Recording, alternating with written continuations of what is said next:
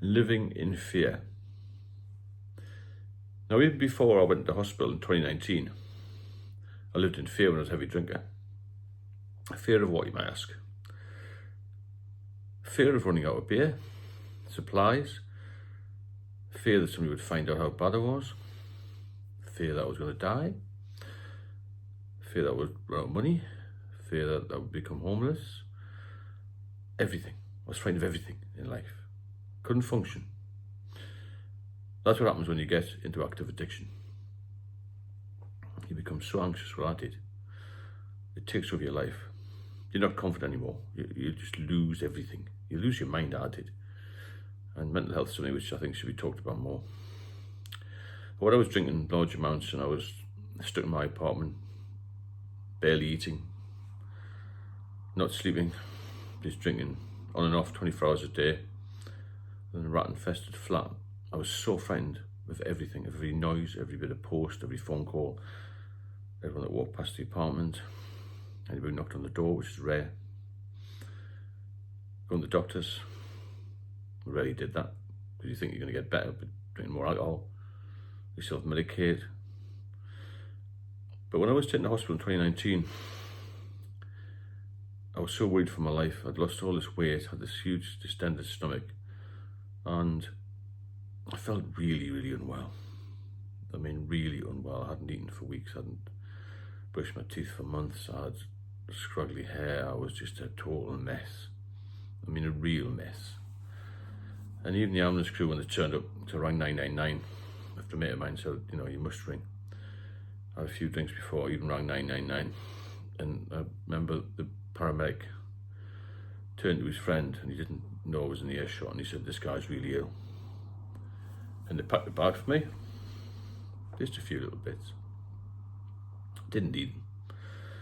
Anyway, I got taken by blue light down to the major hospital in Newcastle. Sat there for hours and hours waiting to get triaged and got seen. I was in fear, obviously, of what was going to happen to me. I was also having withdrawal symptoms. So frightened.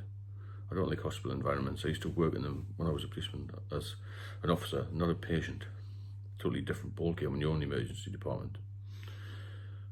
And I got put in this ward. I didn't know what sort of ward it was. It was acute medicine. And I wasn't told what was wrong with me. They didn't know what was wrong with me. But I still had this, obviously, this massive stomach. I was in there for about 2 days. Didn't really eat. They had a couple of drips going in and out, or whatever they were doing. I don't remember. A couple of cannulas in anyway. 4-hour tests. That was frightening enough. I was in fear of my life. People in the ward were, you know, in lots of pain. It was very distressing just being in the ward, to be honest with you. That part of the hospital was manically busy, and it was just before COVID, actually. It was October 2019. And then a couple of days later, this doctor came along and just announced randomly, without he didn't really introduce himself, he said, I'm one of the doctors, just to let you know he's seriously ill. And they both sort of walked away, and I said, Christ, what's all that about? Anyway, I got another doctor to explain to me, and he said, oh, you've been diagnosed with alcohol-related liver disease, cirrhosis. So I panicked. I'm going to die here. I'm going to die. 2 weeks later, they didn't give you a full list of what was wrong with me. I got to my parents' house. Actually, I couldn't look after myself. I was so weak. And they were elderly, obviously. This is 2019, only 5 years ago now. I was like walking dead. I was in a wheelchair. Then they took me out of the ambulance.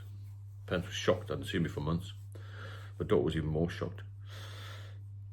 I had to tell them the score, all this sort of thing. I was so frightened to tell anybody. I was so worried in case, you know, what they would say, and have I let the whole family down? Have I killed myself? You know, basically. And I got this list of, from the doctor who'd seen me in the Newcastle hospital, a list of what he diagnosed me with. It was horrendous. Decompensated liver disease, looked at that, it was really bad. A couple of years to live and all this carry on. What's all that about? Portal hypertension, which means the liver shrunk, and all this. Ascites fluid, which was a distended stomach. Spontaneous bacterial peritonitis, which the two combined can be fatal.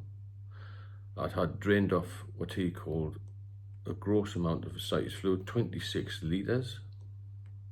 That's 26 kilos of fluid.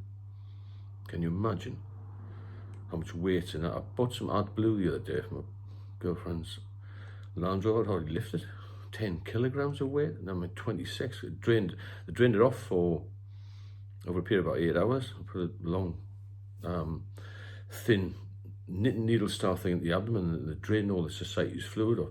That's basically because things can't, when the liver becomes cirrhotic as it were, then things won't flow through it. Protein can't get through it, or something happens. It's some fluid. Look it up. It's probably worth Googling it if you've got any problems with your stomach. Digestive system was shot at and eaten for weeks. All this list of diagnosis was like a mile long. And then obviously I looked at that and I thought, you do Google things, you do look at these things, and sort of panic. I thought, well, that's me gone, I'm finished. And then I went into, I got summoned by the Freeman Hospital in Newcastle, which is a specialist liver and digestive sort of place, gastro hospital. Do liver transplants, that sort of thing. Went in there, said, you've got more fluid. It's not stopping with the diuretics, they give me these water tablets, you see, to try and get rid of the fluid. That didn't work. Took more fluid off, and I had a seizure in there, called a tonic-clonic seizure, in the hospital. And they took me down to intensive care. And I was so worried then, obviously intensive care, when you hear that ICU, you're finished, aren't you? 2 surgeons in there getting gowned up at 4 o'clock in the morning. They said there's no time for anesthetic. They put this needle down through here, right down into my, I don't know how far it went in. It's so painful. There's pads all over me on ECG systems, there's beeps are going on, there's all sorts going on. I was on oxygen, the whole lot. I was beyond frightened then. I thought, well, I'm just in the hands of the gods here, and these 2 fellas. It took about an hour and a half to put the needle thing in. Apparently, I just slept after that for about 12 hours. Apparently, they knocked me out, and it was some sort of sodium deficiency. The sodium had gone down. There should be 135, gone up about 118, which is critical, which means I could have gone to a coma. They saved my life again. I got out there a few weeks later, still in the Freeman Hospital. I was still very, very weak. And then they thought, well, what's the options really? I was too weak for a liver transplant. So they just started to look at other options, which was getting my overall health better really, and to eat properly, to exercise, and to try and get these water tablets to the right level to try and stop the ascites fluid build up. So a little procedure done in the liver where they put a little shunt in called a TIPS procedure, TIPPS. It was a 4-hour operation. Apparently 30% of people come out of that with some sort of brain damage. Again, frightened for my life, but at that point I was just praying that I would stay alive. That was 2020. Now that was in May 2020, at the height of COVID. The ascites fluid didn't stop, and about 3 months later they decided the only option was to balloon this stent up slightly, a shunt as it were, and the ascites fluid eventually settled down. So I thought, well, maybe I've got a bit of a chance here. I was still going to and from the hospital for drains, but it was a lot less frequent after I'd done that second shunt. Then I got COVID, isolated. It was a nightmare, a total nightmare, all because I drank when I was younger. And then 2021 came along, January, February 2021, felt a little bit better. My dad unfortunately passed away in July 2021. I was still very weak then, but I thought I've got to get myself together for a funeral, help my mother out, this sort of thing. And I heard a doctor say once to me, you've got to do 2 things to save your life. You've got to exercise and you've got to eat. Now, that's the consultant. What about exercise? I haven't had exercise for years. He said, just try 10 yards, try 15 yards, try 20 yards. Push yourself on. So I did that. The funeral got over, got myself a little bit stronger, started to walk a little bit, got a bit more confident. Managed to have a night in a hotel somewhere, away from everything, just see if I could survive on my own really, and make sure I wasn't having any cravings for alcohol, which I didn't. And then from then got stronger and stronger and stronger. So I was in fear for years, and the last 2 to 3 years I've managed to pull myself round. From late 2021 to now, it's only 3 years when you think about it. And people say to me, wow, what a massive improvement you made. If you look at the posts, there's some the older posts on this channel, there's some photographs of me when I was really ill. And I'm back to sort of pretty good health now. It's amazing, isn't it? And I'm so pleased that for this second chance, this is why I'm helping people. I'm trying to help people here. There is hope out there, and you've got to push for it. If you don't get to my stage, please don't get to my stage, because it's too dangerous.